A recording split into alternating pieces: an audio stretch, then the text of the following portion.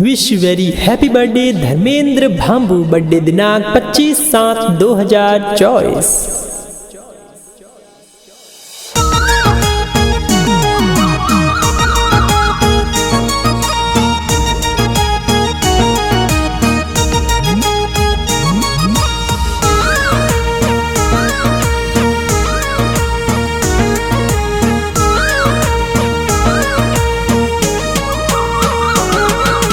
Wish you very happy birthday Dharmendra Bhambu आपने।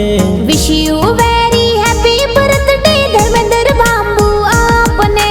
माना रमजिन वर्जू देवी मम्मी पापा केक खिलावे। मम्मी पापा तो घना हुसेला केक थोरे लावे। भोमा रमजीता उजी किशोर भाई सा पार्टी देवे। सनणी देवी दादी सातो केक प्यारो कटावे। सुरेंद्र बेनीवाल मामू सा गिफ्ट थोरे लावे। खेत राज थोरा मामू सातो गिफ्ट प्यारा देवे। दलाराम जी ने पद्मो देवी ननो ननी सा आवे। केसी कमला वीरो मासी जी तो केक लावे।